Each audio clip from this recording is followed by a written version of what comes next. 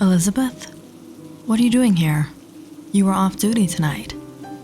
Yes, but I needed to speak with Dr. Burton about the body from room 305. Is he in the office or attending a patient? Neither. He's down in hell. What? At this time? You know how he's been lately. Some nerve.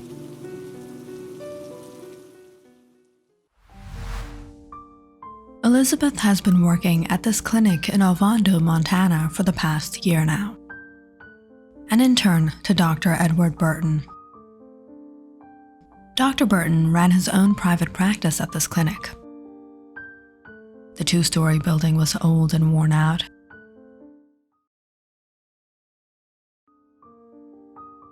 Dr. Burton's chamber and the patient rooms were in the upper floors. And there was a morgue in the basement. Recently, a patient had passed away, with no one to claim his body for burial. But finally having found a distant relative, Elizabeth urgently needed to speak with Dr. Burton for further arrangements.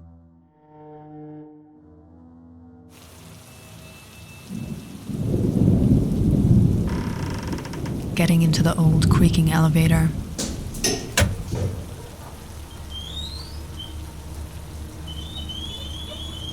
Elizabeth listened to the sound of the rain fade away as she reached the morgue below.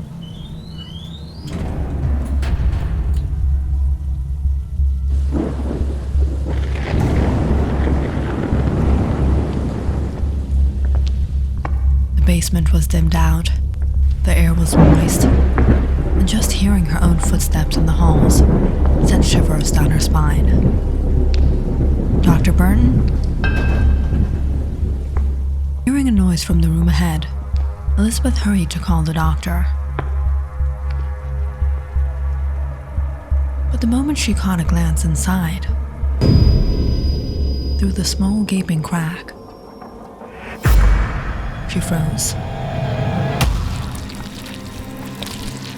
There Dr. Burton was, standing hunched over the lifeless body in the morgue. What is he doing?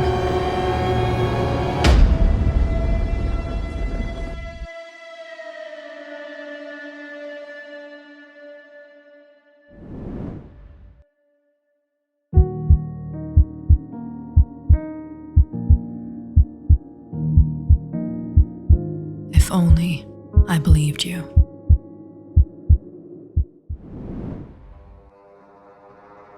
It was about 3 months ago when Jack first noticed the strange changes in Elizabeth. She suddenly stopped going to work at the clinic and completely isolated herself to the house, locking up all windows and doors.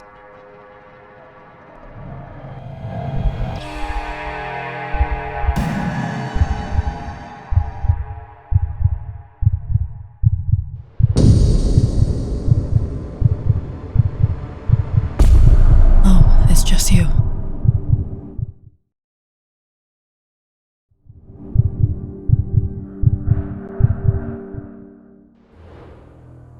It was like she was always overwhelmed in her thoughts. She would be easily scared of anything and everything, and then it was the sleep. Elizabeth stayed awake much of the night, tossing and turning in bed.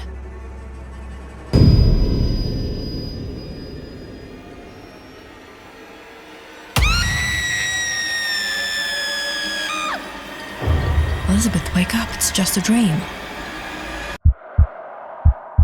Jack had never seen Elizabeth behave like this before. He couldn't help but confront her about it.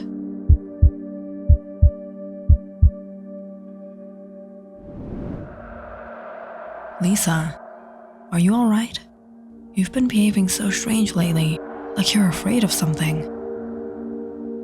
Jack, it's Dr. Burton. What? Did he misbehave with you? No, it's not bad. I don't think Dr. Burton is a human. What do you mean, not a human? He's some kind of creature, like a werewolf or something. Jack looked at Elizabeth before he laughed out. What are you saying? That's ridiculous. You're so educated and now you're telling me you believe in vampires and werewolves? You have got to stop watching BII. It's getting to your head. No, Jack. Dr. Burton wasn't like this. It was ever since he returned from that hunting trip 6 months ago. It's like he's changed. He's been behaving off. Everyone at the clinic has noticed it. And I saw him myself that night. I went to meet him in the morgue. I saw him. He was feasting on one of the bodies. All right. You saw something else. Maybe he was diagnosing something. There was blood on his face. Perhaps he was cutting open the body and it got on him. But that's not even his job. We have people who do that. Look, Lisa, he's a doctor and this is his own clinic. You know what scientists do? They experiment. Maybe he was doing something strange, but for him to be a creature, that's outrageous. No, Jack. I know what I saw. Lisa, you're overthinking it. Everything will be fine. And besides, staying locked up at home isn't the solution to anything either. That day, Jack had been the one to convince her to return to the clinic. But that was the last time he had seen her. Elizabeth didn't return home the next day. She was missing for a week. Until the police discovered her body in the woods, in a horrible condition. Seemed like another grisly attack. But seeing her body that day, Jack knew it couldn't be.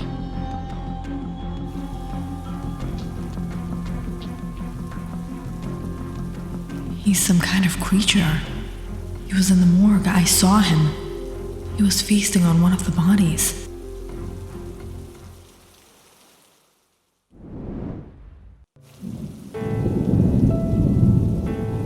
And now I know it was him. Dr. Edward Burton.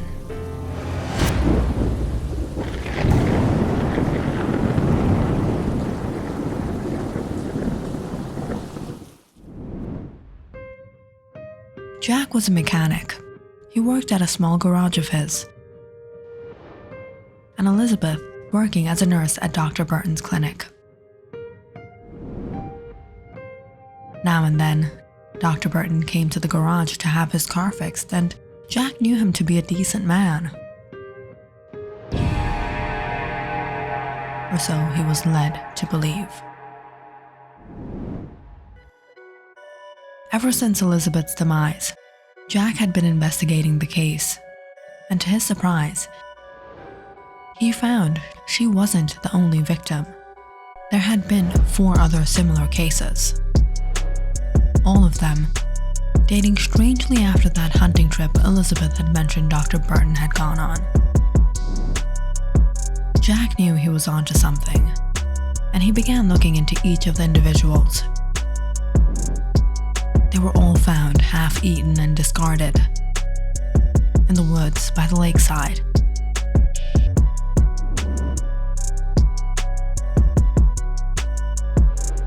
She was the daughter of Mr. Collins. They own a tailor shop here. Dr. Burton was one of her customers.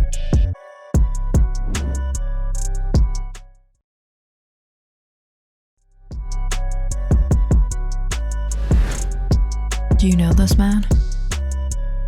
Ah, yes. He was here some months back. Picked a fight with a gentleman who was helping out his girlfriend. Excuse me, you dropped your purse. How dare you touch my girl? The young man was drunk, didn't know what he was saying. The gentleman was even a doctor.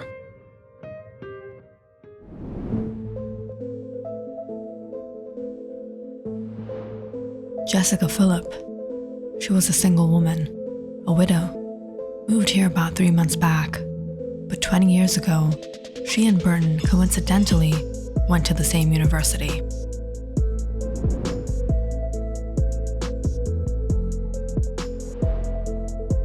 And Burton's own housekeeper.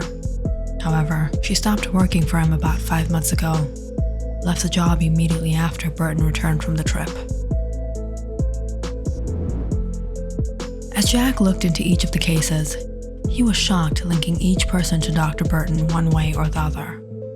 There was no way anyone could deny there was something about Dr. Burton. He was linked to the cases, if not the culprit himself. So, with all the evidence, Jack went straight to the police. Officer, I've been looking into the recent cases of the grisly attacks, but things aren't as they seem. There is someone behind it. And I have a reason to believe that someone is Dr. Edward Burton. How can it be that each of the cases are somehow, some way connected to him? He is the culprit. But he's not a human. He's a creature who has been hunting down people in this town. As the officer looked at all the evidence, he stared at Jack with a strange face. Before he and his colleagues burst out laughing. What? A vampire?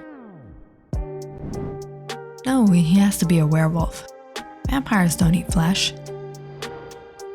Take it easy, officers. The man just lost his wife. Mr. Wilson, I understand the death of a loved one can be traumatizing, and I suggest you get help.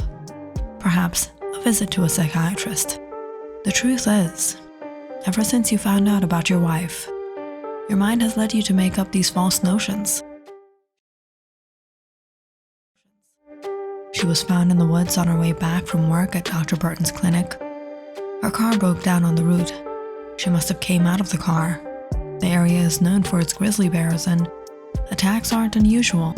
But now, in your mental state, you have begun to think Dr. Burton is that grizzly bear.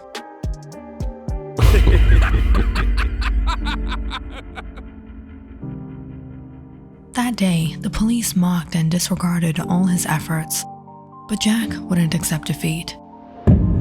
There had to be some way he could catch Dr. Burton.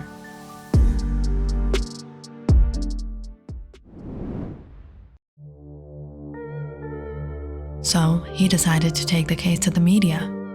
If he could get publicity on the matter, the police would have no choice but to look into it. This is all the evidence. This doctor, he's not a savior. He's a monster. Wow, this is interesting. The reporters at IIB were more than interested in telecasting the information.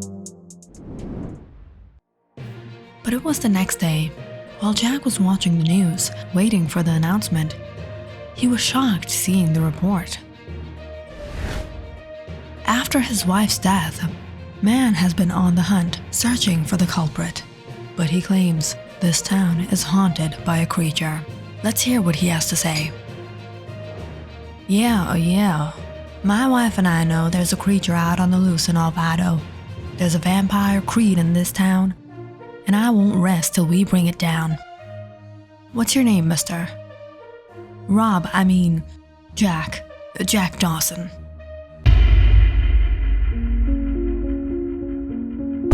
Jack felt so low and so devastated seeing the way the reporters had manipulated his story and practically ruined his image.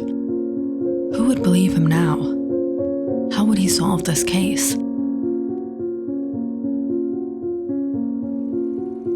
As Jack sat there, all alone in his garage, he heard a motorbike drive to a stop. It was a police officer. Why are you here?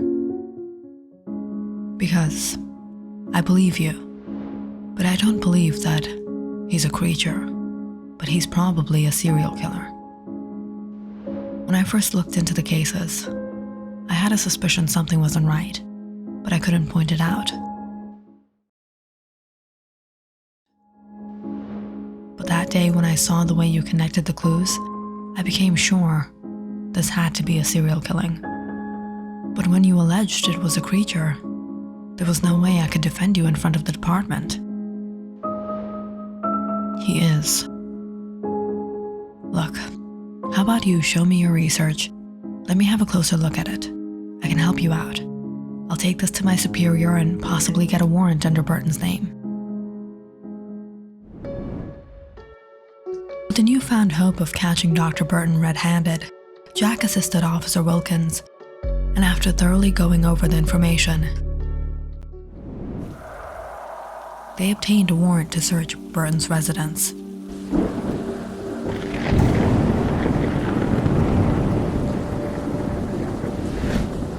That night, with a few knocks on the door, Dr. Burton opened and quite blatantly asked, "What do you want?" "We have a warrant to search your property, Dr. Burton. There have been some allegations against you, and we just want to confirm everything is all right." After a moment of silence contemplating the officer's words, Dr. Burton said, "All right, just give me a moment. Let me put on something."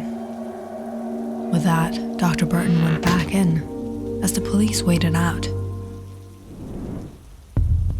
But as the minutes ticked by, Jack started to get anxious. "I don't think you should wait here any longer. Something's not right. You should barge in." Suspecting something was off himself, Wilkins agreed.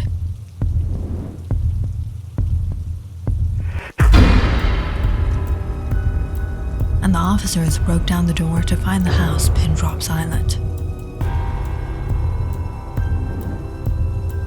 Immediately, Jack ran upstairs checking the rooms until he suddenly heard a noise from the far end chamber.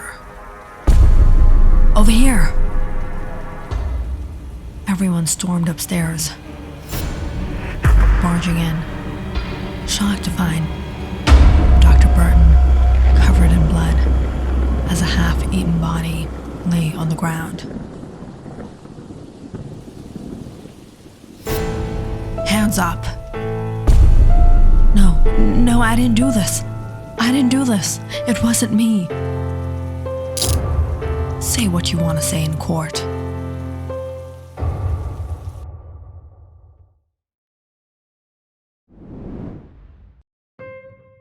In the investigations that took place, Dr. Burton's DNA was matched with the traces found on the body. And in the court trials that followed, he was charged with murder and sentenced to life. Finally, Jack had gotten justice for Elizabeth and for all the victims, saving who knows how many lives from falling into the hands of this monster, Dr. Edward Burton.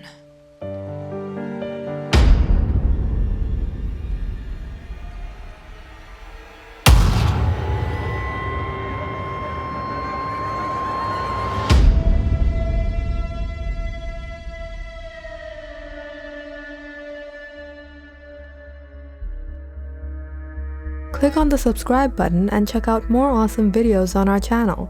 And don't forget to press the bell icon because you know it's interesting.